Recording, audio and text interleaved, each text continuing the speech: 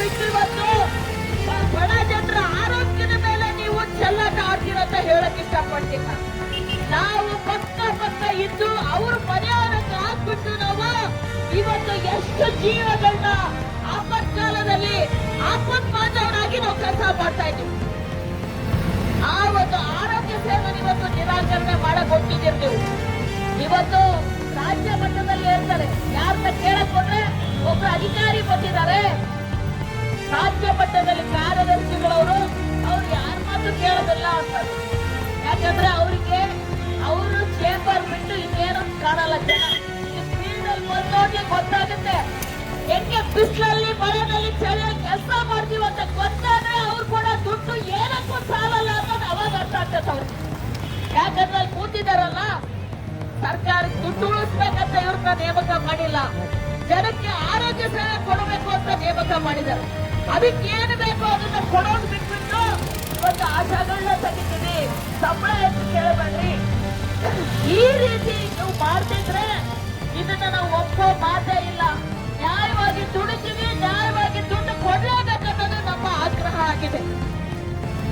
ಇನ್ನೊಂದು ಕಡೆಗೆ ಇವಾಗ ಏನು ಜನಸಂಖ್ಯೆ ಹೆಸರು, ಇನ್ನೊಂದು ಕಡೆಗೆ ಮೌಲ್ಯಮಾಪನ ಮಾಡ್ತಾರೆ.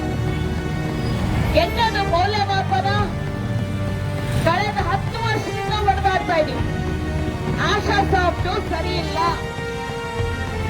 ಮಾಡಿರೋದಿಷ್ಟು ಅದರಲ್ಲಿ ಎಂಟ್ರಿ ಆಗಲ್ಲ, ಅದ್ರಲ್ಲಿ ಬರಬೇಕಾಗಿರೋ ನಮ್ಮ ಕೆಲಸದ ದುಡ್ಡು ಬರ್ತಾ ಇಲ್ಲ.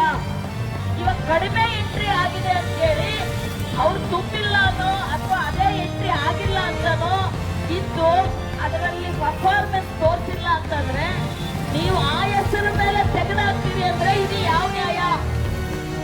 ನಿಮ್ಮ ಸಾಫ್ಟ್ವೇರ್ ಸರಿ ಇಲ್ಲ, ಅದನ್ನ ನಿರ್ವಹಣೆ ಮಾಡೋದಕ್ಕೆ ನಿಮ್ಗೆ ಹಲವಾರು ಟೆಕ್ನಿಕಲ್ ಸಮಸ್ಯೆ ಇರ್ಬೋದು, ಮನುಷ್ಯರು ಮಾಡುವಂತ ಕೆಲಸ ಆಗಿರ್ಬೋದು. ಇದು ಈ ಕಾರಣದಿಂದ ಇವತ್ತು ಸರಿ ಇಲ್ಲ ಅಂತಂದು ನಮಗೆ ಮೌಲ್ಯಮಾಪನ ನೀವು ಮಾಡಿದ್ರೆ ಅವಾಗ ಯಾವ ರೀತಿ ಸರಿಯಾದಂತ ಮೌಲ್ಯಮಾಪನ ಆಗುತ್ತೆ? ಅವೈಜ್ಞಾನಿಕವಾಗುತ್ತೆ ಇದು. ಸೊ ಹೀಗಾಗಿ ಇದನ್ನ ನಾವು ಒಪ್ಪಲ್ಲ. ನಾವು ಮಾಡುವಂತ ಕೆಲಸ ಇವತ್ತು ವಾಲಂಟ್ರಿ ಅಂತ ಹೇಳ್ತೀರಾ.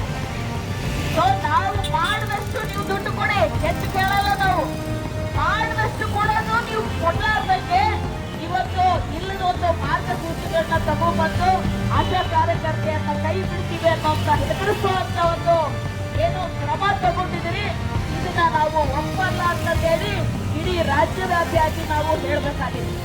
ಸೊ ಸ್ನೇಹಿತರೆ, ನಾವು ಇಲ್ಲಿ ಇರೋದವ್ರಿಗೆ ನಾವು ಹೇಳೋದೇ ಬೇಕಿಲ್ಲ. ನಾವೀಗಾಗಲೇ ಹೋರಾಟದಲ್ಲಿ ಒಂದು ರೀತಿ ಟ್ರೈನಿಂಗ್ ತಗೊಂಡ್ಬಿಟ್ಟಿದ್ವಿ ಆಶಾ ಕಾರ್ಯಕರ್ತೆಯರು ನಾವೆಲ್ಲ.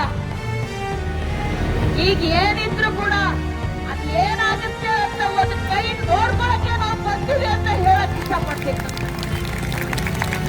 ಸೊ ನೀವು ಅನ್ಕೊಂಡಿರ್ಬೋದು ಏನೋ ಆದೇಶಗಳು ಕಳಿಸಿ ಒತ್ತಡಗಳು ಹಾಕಿ ನಿಮ್ಮಲ್ಲೇ ಕಿತ್ತಾಡಕ್ ಮಾಡ್ತಾ ಇದ್ದಾರೆ. ರೆಸ್ಪೆಕ್ಟ್ಗಳು ನಮ್ಮವರು ಕೂಡ ನಾನು ಹೇಳಕ್ ಇಷ್ಟಪಡ್ತೀನಿ. ಯಾರು ಕೂಡ ಯಾವ ಭಾಷೆ ಹೋದ್ರು ಕೂಡ ಅದು ನೋವಿನ ವಿಷಯನೇ. ಗೊತ್ತಿಲ್ಲದವ್ರಿಗೆ ಅವ್ರು ನನ್ನ ಉಳಿಸ್ಕೊಡ್ರಿ ಅಂತ ಹೋಗಿ ಲೆಟರ್ ಕೊಡೋದು, ಇನ್ಯಾರಿಗೋ MLA ರೆಸ್ಪೆಕ್ಟ್ ಮಾಡೋದು, ಅದು ದಯವಿಟ್ಟು ಮಾಡಬೇಡ. ಎಲ್ಲರೂ ಉಳಿಬೇಕು. ಯಾವ ಭಾಷೆನೂ ನಾವು ಕೈ ಬಿಡೋದಕ್ಕೆ ಬಿಡಬಾರ್ದಂತ ಛಲ ನಮ್ಮಲ್ಲಿ ಇರಬೇಕು ಅಂತ ನಾನು ಹೇಳಕ್ ಇಷ್ಟಪಡ್ತೀನಿ. ಸೊ ಈ ಸಂದರ್ಭದಲ್ಲಿ ನಾನು ಮತ್ತೊಮ್ಮೆ ಹೇಳ್ತೀನಿ, ಇವತ್ತು ಅನಿರ್ದಿಷ್ಟ ಹೋರಾಟ ನಾವೇನ್ ಹಾಕೊಂಡಿದೀವಿ, ದಿನಾಲು ಅದು ಆಗುವ ತನಕ ನಾವು ಕೆಲಸ ಮಾಡಕ್ಕಿಲ್ಲ, ಆ ಹೋರಾಟನ ಮುಂದುವರಿಸ್ತೀವಿ ಅಂತ ಹೇಳುವಂತದ್ದು ಅಷ್ಟೇ ಅಲ್ಲ, ನಾವು ಈ ರೀತಿ ಮಾಡಿ ತೋರಿಸ್ಬೇಕು ಅಂತ ನಿಮ್ಮಲ್ಲಿ ನಾನು ಕೇಳ್ಕೊತಾ ಇದ್ದೀನಿ. ಸೊ ಒಟ್ಟಾರೆಯಾಗಿ ಇವತ್ತು ನಾವೇನು ಹೋರಾಟ ಮಾಡ್ತಾ ಇದ್ದೀವಿ ಅತ್ಯಂತ ನ್ಯಾಯಯುತವಾಗಿದೆ. ಯಾರೊಬ್ರು ಕೂಡ ಇದನ್ನ ಏನಪ್ಪ ಇಷ್ಟೆಲ್ಲ ಮಾಡಿಸ್ಕೊಂಡು ಹಿಂಗೆ ಕೈ ಬಿಡ್ತಾರ ಅಂತಂದ್ರೆ ಸರ್ಕಾರಕ್ಕೆ ನಾಚಿಕೆ ಆಗ್ಬೇಕಂತ ಮುಗಿತಾರೆ ಹೊರತಾಗಿ ನಾವು ಬೀದಿಗೆ ಬಂದು ಕುಂತೀವಿ ಅಂತಂದ್ರೆ ಇನ್ನೂ ಹೆಚ್ಚು ಗೌರವ ಹೆಚ್ಚಾಗುತ್ತೆ ಅಂತ ನಾನು ಹೇಳಕ್ಕೆ ಇಷ್ಟಪಡ್ತೀನಿ ನಾನು.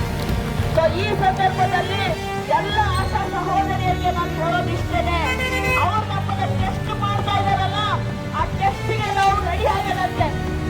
ಆಯ್ತು, ಏನ್ ಮಾಡ್ತೀರಾ?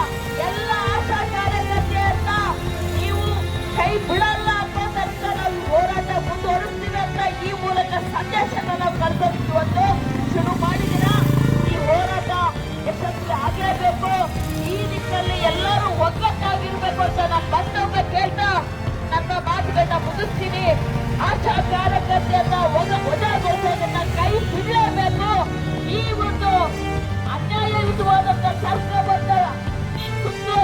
ಕೈ ಬಿಡಲೇಬೇಕು. ಅಲ್ಲಿವರೆಗೂ ಈ ಹೋರಾಟ ಮುಂದುವರಿಯುತ್ತೆ ಅಂತ ಹೇಳಿ ನನ್ನ ಮಾತನ್ನ ಮುಗಿಸ್ತಾ ಇದ್ದೀನಿ. ಆಶಾ ಹೋರಾಟ ಚಿರಾಯವಾಗಲಿ. A UT zindabad.